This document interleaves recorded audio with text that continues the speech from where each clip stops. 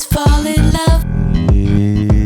Et nous sommes de retour et nous ne sommes plus tout seuls. Ouais, on reçoit Lily Casal. Casal, ouais. Casal. Bienvenue à toi. Merci. Merci à vous. On te reçoit parce que tu réalises Les Talons de ma mère, qui est en compétition nationale ici à Clermont. Ouais, c'est ça. C'est ton premier film en compétition nationale ? En compétition, ouais. Ok. Ouais. Ok, bah félicitations et bonne chance. Merci du coup. beaucoup.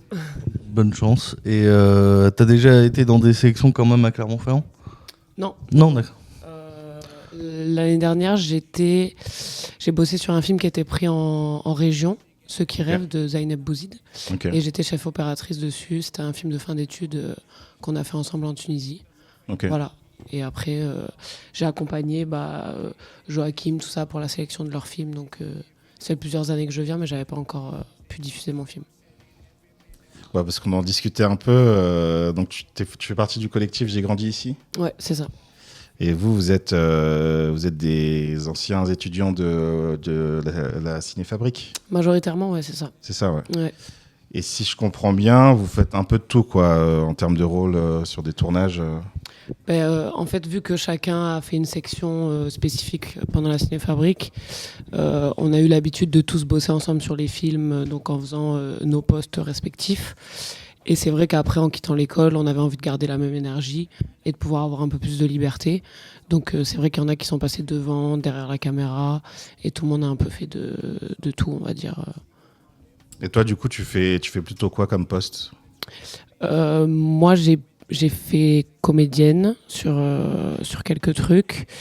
J'ai fait script. Et sinon, moi, j'écris et je réalise principalement. Ok, c'est plus ça. Ouais. Ton cœur de métier, quoi. C'est vrai. Ok.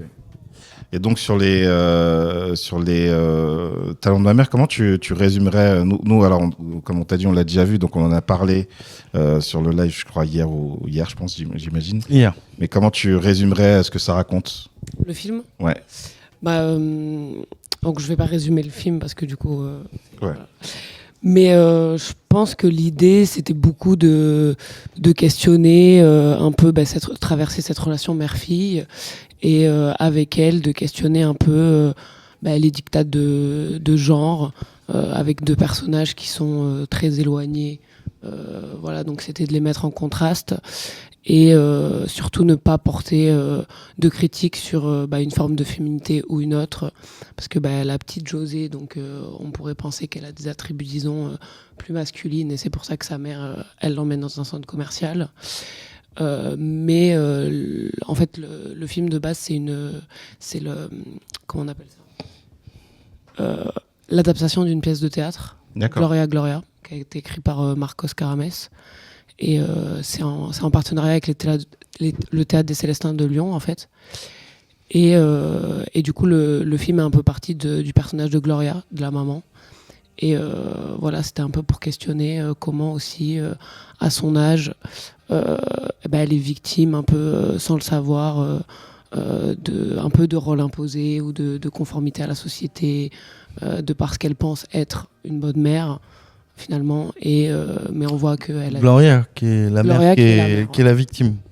Qui est, je sais pas... Pas la victime, mais qui s'est en tout cas dépassée pour moi, son personnage, il représente un peu ça,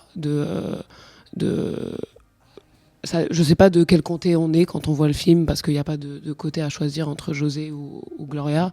Mais c'est vrai que on se dit, quand on commence dans le film, que la petite, elle joue tranquillement et que sa mère, elle l'arrache un peu de son truc pour l'amener dans un truc où elle n'est pas forcément consentante à cette activité de la journée.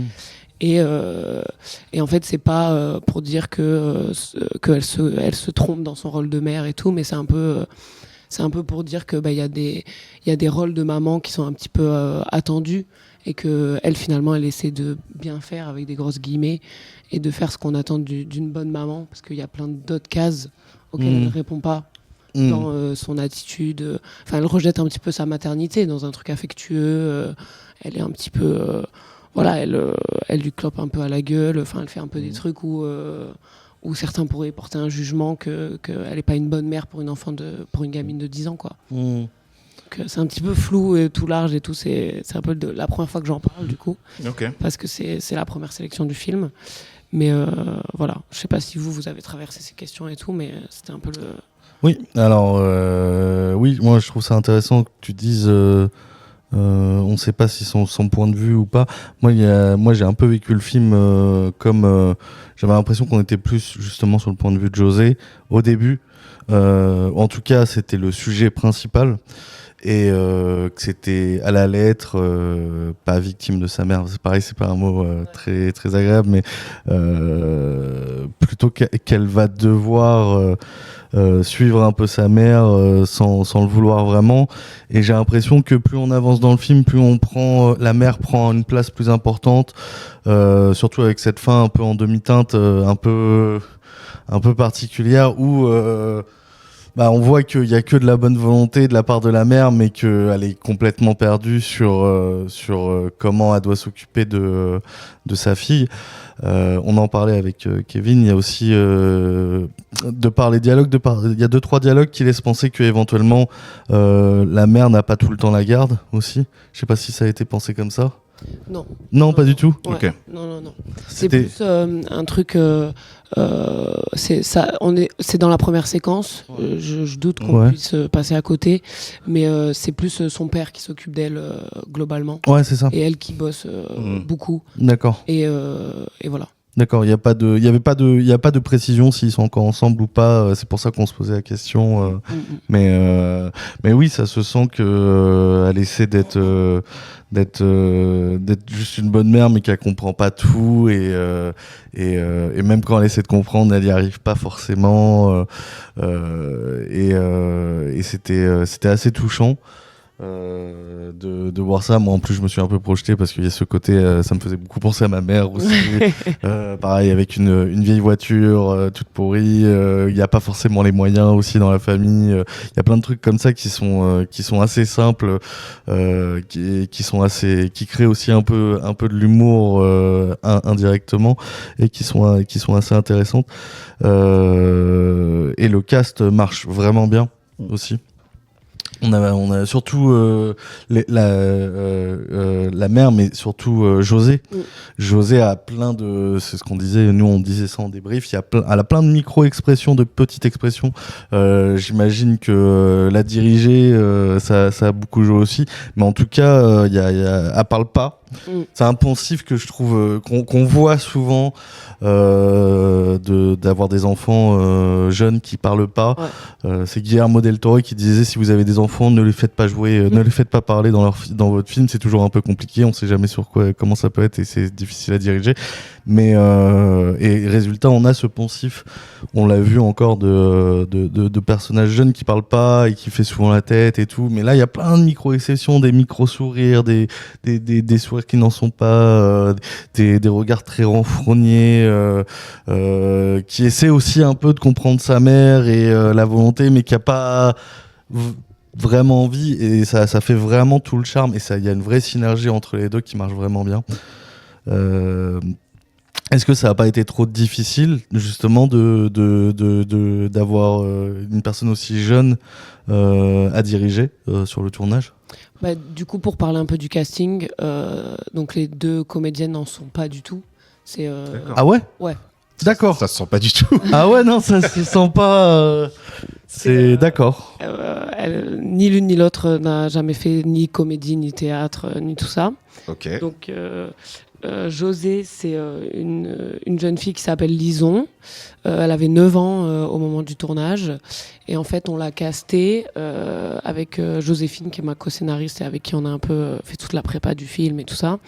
On est allé dans le seul club de foot féminin de toute la région Occitanie. Ah, donc il y a vraiment une base où elle aime le foot, elle joue au foot. Ouais, d'accord, ok. Ouais. Elle aime ça. Et on est allé voir un entraînement, donc de l'âge, à peu près 10 ans. Et on est tombé sur Lison. On l'a d'abord vu jouer au foot sur le terrain. Donc, elle faisait que râler et dire des trucs à son entraîneur et tout. Et ensuite, on l'a rencontrée comme ça autour d'un casting et tout. Donc, elle avait plein de questions. Et c'est une petite fille très intelligente qui a, je pense, très vite compris ce qu'on avait envie de dire dans le film, pourquoi et tout ça. Donc on a beaucoup parlé du scénario avec elle et c'était très important qu'elle comprenne pourquoi on fait le film, pourquoi il y avait certaines situations, notamment la boutique du soutien-gorge qui était un truc où voilà, on a dû discuter un peu tout ça avec elle aussi parce qu'elle n'était pas forcément au même endroit que ce qui se passait dans le film. Ouais.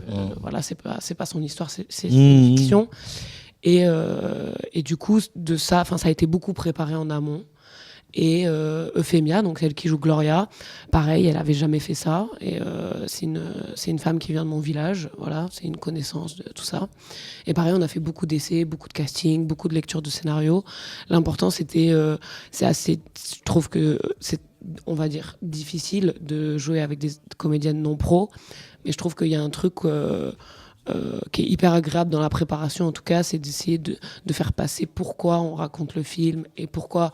Parce que la question se pose beaucoup quand tu es avec des comédiens non pros, de eux-mêmes te posent la question, mais pourquoi tu me choisis ? Parce que je joue pas, j'ai pas de. Et il y avait un truc. Euphémia, quand on l'a rencontrée, elle dégageait ce qu'on avait écrit de Gloria et Lison, pareil pour José, quoi. Et après, on les a fait se rencontrer et ça marchait très bien entre elles d'un côté et pas du tout bien. Et du coup, il y avait un peu tout ce contraste qui marchait très bien entre les deux dans la vie. Et après, pour la direction de José, elle est franchement Lison, c'est une gamine hyper intelligente et donc c'était elle proposait des trucs d'elle-même. Le truc le plus important à garder, c'était son envie, son énergie, parce que voilà, un enfant, il a un temps de concentration qui est beaucoup plus réduit, il s'ennuie et il veut jouer, et voilà. Et donc, il y a des moments où rester statique... c'est impossible. Voilà. Mais donc, on jouait aussi un peu avec ce truc de les moments où elle était plus agacée, les moments où elle était plus fatiguée. On changeait le plan de travail pour ça. Et c'était les heures où on choisissait de tourner certaines scènes. D'accord. C'est ultra intéressant comme méthodologie pour pouvoir gérer justement les changements d'humeur de l'enfant. On a vraiment priorisé un peu la relation humaine qu'on a eue avec elle. Parce que nous, on lui a fait confiance, elle nous a fait confiance. Et du coup, on était vachement à l'écoute aussi de ce qu'elle voulait, de ce qu'elle en pensait, de comment...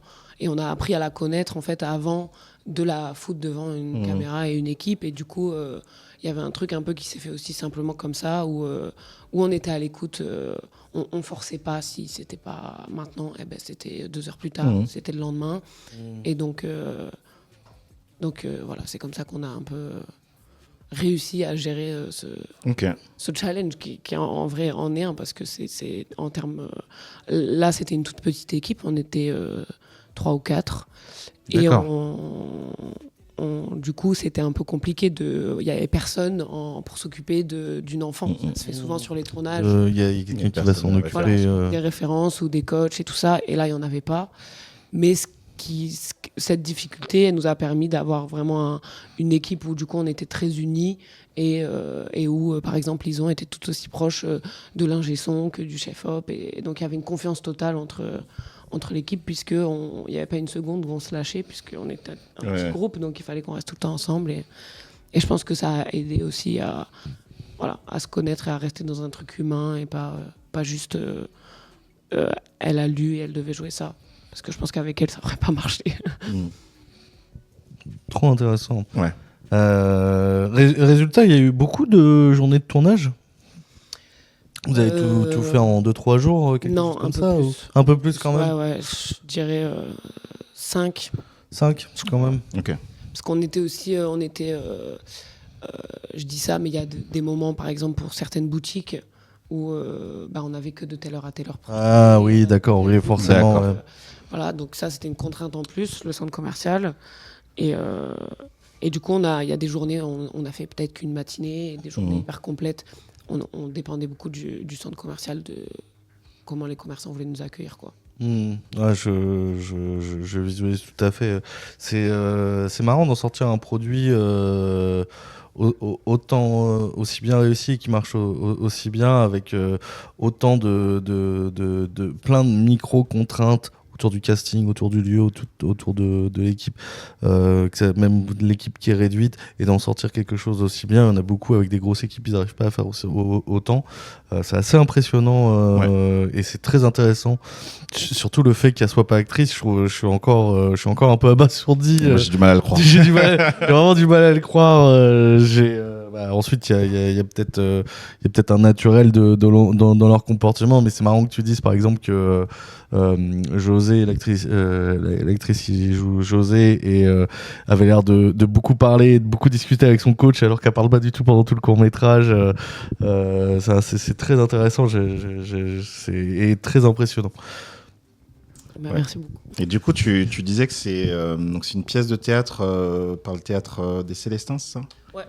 Parce que nous, on avait reçu Ekouran l'année dernière, et je crois que c'était aussi... C'est dans le même cadre, ouais. C'était dans ce cadre-là aussi. Don Juan, c'est la boîte de production, c'est Chic Chic Productions. Ok.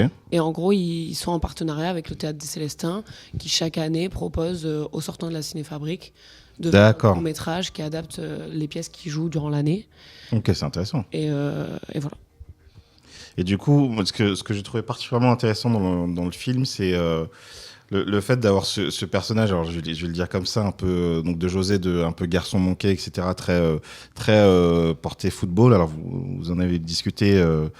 Il y a vraiment une relation mère-fille qui cherche où s'accrocher.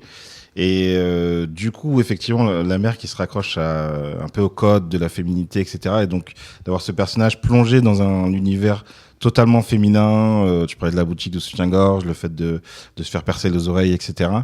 Mais dans ce truc où le salon de coiffure et tout, mais dans ce truc où on est toujours avec les deux et où parfois on sent que José, c'est pas forcément son univers, mais parfois il y a un peu elles s'amusent un peu toutes les deux. Je pense au moment où elle lui vole une robe, un truc comme ça.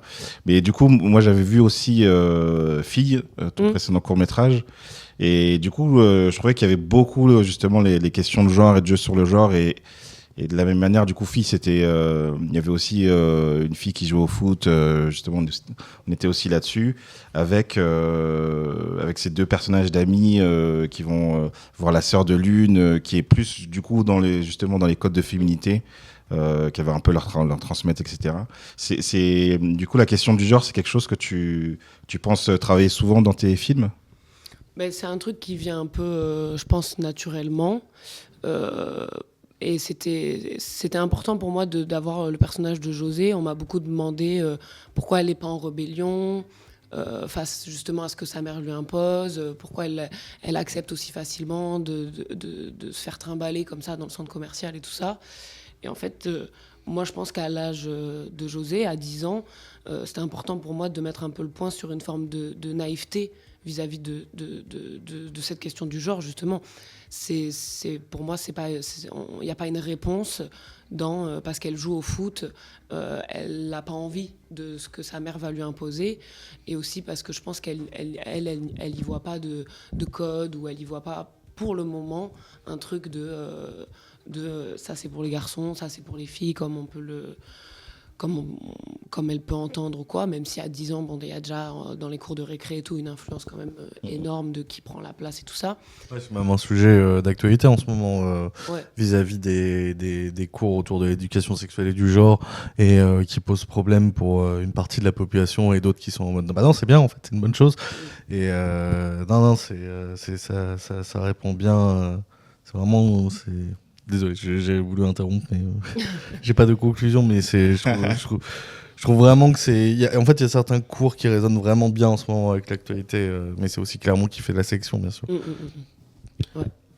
Mais oui, non, du coup, c'était important, c'est ce truc de naïveté, mais un peu comme dans Filles, où finalement, même si on les inscrit dès le départ, dans le début du film, dans un truc qui peut paraître hyper masculin, entouré par tous ces corps, tous ces torses, mettre un peu le doute sur le début du film de est-ce qu'on suit une fille ou un garçon, mais en fait, c'est pas la question qui importe, et je sais d'expérience que ça a surpris certaines personnes de découvrir que finalement c'était une fille et que tout ça. Et donc, ouais, je pense que ces personnages ultra féminins, on va dire, comme une Eva dans Fille ou comme Gloria là, c'est aussi un truc, ouais, pour pas porter de jugement ou il y a une bonne ou une mauvaise féminité. Et c'est comme dans le rôle qu'on attend d'une maman, quoi. C'est une femme, ça devient une mère. Et en fait, est-ce que tu vas réussir ou pas à le faire selon ce qu'on attend de toi? Et est-ce que tu vas refléter de toi, qui tu es vers ton enfant? Enfin, c'est un peu tout ça. Donc, je pense que je n'ai pas répondu à toutes les questions que j'aurais aimé développer dans le film, là, Les talents de ma mère. Mais c'est des questions qui me trottent pas mal dans la tête. Et du coup, j'ai une question difficile qui va dans la suite de ça, mais qui est, je sais plus si c'est d'autres trucs que j'ai vus avant qui m'ont fait penser à ça, mais est-ce que tu trouves que le cinéma c'est un moyen utile de traiter ces questions-là, de genre, etc. Pour moi, c'est plus, on parlait tout à l'heure de l'éducation et tout ça, et avant qu'on soit en live, on parlait un peu de qui a accès au court-métrage et comment on fait cette accessibilité et tout. Et c'est vrai que moi, je suis pas une enfant ou une adolescente qui était forcément cinéphile ou qui a un parcours cinéma avant d'être entrée à l'école. Et c'est vrai que de raconter des histoires qui sont entre l'adolescence, l'enfance, et qui questionnent ces questions-là, qui questionnent le genre et tout ça, trop de questions dans ma phrase, c'est, je pense, important à travers le cinéma, et on le voit dans des projections scolaires ou dans des projections avec des publics un peu moins avertis, où en fait ça va peut-être pas éduquer, mais ça va réveiller des questions ou créer des personnages dans lesquels on peut s'identifier. Et ouais, j'ai l'impression que le cinéma, il peut servir à 1000 trucs. Voilà, moi je me dis, j'aurais peut-être aimé voir plus tôt certains trucs que je questionne maintenant à mon âge. Mais en fait, pendant mon adolescence et mon enfance, j'étais tellement loin de tout ça que ouais, je sais pas, je pense souvent à quand j'étais plus jeune et à ce que j'aurais aimé voir ou entendre et des personnages auxquels j'aurais pu m'identifier. Avoir des représentations, c'est important. Et de pas être fermé, justement. Enfin, on appelle ça garçon manqué, je mets des énormes guillemets parce que j'aime pas ce terme. Non, c'est galvaudé. Qui suivent tout un tas de stéréotypes et où en fait, t'es... comme dans Fille, t'es la meuf qui joue au foot, donc t'es pas la meuf avec qui on va aller en boîte de nuit et t'es pas la meuf... qui est censé porter une robe ou j'en sais rien, quelle connerie. Et du coup... Alors que ça veut rien dire, en fait, d'avoir comment tu t'habilles, comment tu fais tes choix. Exactement. Et donc, c'est un peu pour traverser un peu tous ces trucs-là, d'essayer de contrer tu penses que ce personnage, il joue au foot, donc il est comme tel, et en fait... voilà. Ça marche plutôt bien, hein, parce que je me dis que si tu te retrouves à la place de José, tu peux t'identifier facilement, mais aussi comprendre que tu peux peut-être aussi comprendre un peu mieux que ta maman, peut-être elle essaye aussi, elle comprend pas tout mais elle essaye, et ça peut être aussi rassurant, hein, tout aussi bien si c'est pour les parents qui essaient de s'identifier et qui arrivent pas à comprendre parce que il y a 20 ans ils ont pas été éduqués comme ça, ils ont pas eu les mêmes représentations, les mêmes façons de penser, que ça soit par rapport au genre, la sexualité ou autre chose, ou même les goûts en général. Comme tu dis, t'aimes pas le terme garçon manqué, je suis absolument d'accord avec toi, c'est comme les garçons manqués, les filles manquées, c'est des termes que je trouve qui sont depuis une dizaine d'années, j'ai l'impression ça sert à rien de les utiliser. Moi je suis très partant de les gens ils s'habillent comme ils veulent, ils mettent ce qu'ils veulent, et c'est vrai qu'on en a un peu plus, surtout à Clermont. Il y a beaucoup de productions qui sont dans ces sujets-là, qui essaient de sortir justement des codes, que ce soit dans des docu-fictions, mais surtout la fiction. Et je trouve que ton court-métrage justement va participe beaucoup à ça. Et je pense que c'est un court-métrage qui est aussi bien pour les enfants que pour les parents, qui devrait être vu et qui pourrait rassurer sur certains parents. Et je trouve ça marche bien. Je trouve ça vraiment bien qu'on ait des personnes qui réalisent et qui fassent des sujets autour de ça. Merci beaucoup. Bien, merci à toi. Autre chose, Kevin ? Là, comme ça, j'ai rien de... Je pas peux de questions rebondir particulières. peut-être sur un dernier truc. Carrément. On parlait que si les parents voient ou pour la parentalité et tout ça. Il y a un peu un truc, mais c'est des petits indices dans le film où finalement on se rend compte que les petits sourires dont tu parlais de José, ou toutes ces choses-là, c'est en fait le côté un peu de mauvaise maman que José apprécie chez sa mère, et c'est quelque chose dont elle lui donne pas accès parce qu'elle pense que c'est un truc de mauvaise mère, et que finalement c'est peut-être le truc où elle pourrait se rencontrer, Ouais, oui, pourrait tout à fait. s'écouter. Et c'était un peu ça que j'avais envie de dire aussi dans le film, où en fait à la fin, quand elle la regarde, elle voit ce qu'elle a transformé entre guillemets, et finalement elle a pas su réagir à ce que José lui a donné dans des sourires ou dans des réflexions vis-à-vis d'un parler qu'elle a et que José imiterait, parce que les enfants sont vachement dans le mimétisme et tout. Donc au final, voilà, oui, toute cette dans ce oui, qu'elle a un peu faudrait honte, déconstruire dans tous ce qu'elle ces a un peu trucs, honte au final, ouais, d'accord, ok, j'avais pas vu ça. Voilà. C'est vrai qu'il y a moins de regards, il y a moins d'échanges, c'est très dans la honte et l'empressement, et au final c'est ça qu'elle apprécie le plus quand elle va chercher un truc, ou quand elle s'occupe, quand c'est vraiment en mode oh au secours, et en fait ça la fait marrer. Mais c'est vrai que j'avais un peu remarqué, mais c'est vrai que c'est pas juste accidentel, c'est vraiment, il y a une vraie volonté de montrer ça, c'est vraiment très, très, trop intéressant. J'aime trop. Mais ça marche vraiment bien. Je sais pas si tu vas faire, s'il y a une idée de vouloir faire une suite, un long, ou de réutiliser le même casting ou le même sujet, mais il y a vraiment moi c'est surtout la conclusion que je trouve, alors on essaie de pas trop spoiler ici. Ouais, pardon, j'ai dit Non, même pas, parce que je trouve en vrai c'est du spoil, c'est pas vraiment du spoil, parce que c'est vraiment, ça reste encore une expérience à vivre, de voir toute l'évolution des personnages et de tout ce qui se passe dans la journée. Mais c'est vraiment très bien calculé, et c'est assez impressionnant après, avec toutes les difficultés que tu as pu avoir à tourner. Voilà. Ouais, je trouve que ce dont tu parlais, d'avoir nuancé, de pas avoir donc le personnage de José qui soit dans le jugement, etc., d'avoir un truc plus équilibré, où du coup on est vraiment sur la relation et moins sur le jugement que la société pourrait porter sur leur relation. Je trouve ça plus intéressant, quoi, plus incarné. Donc, je trouve que ça a été des bons choix. Merci beaucoup. Merci à toi. Franchement, le film, nous, on a kiffé. Trop chouette. Voilà, tout simplement. Trop bien. On a vraiment beaucoup aimé. Je crois que c'est un des premiers mails qu'on a envoyé, de toute façon. Ouais.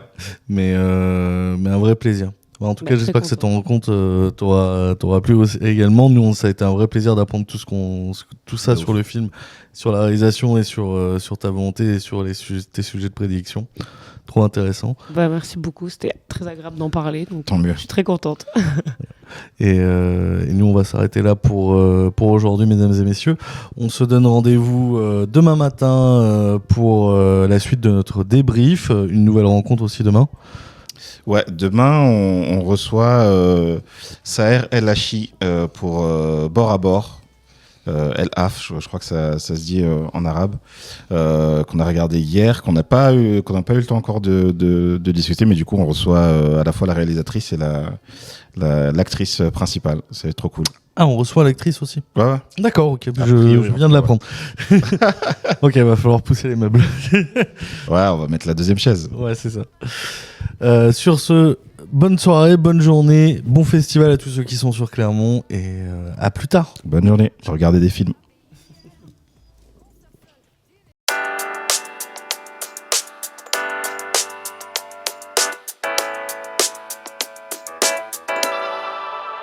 How do I deal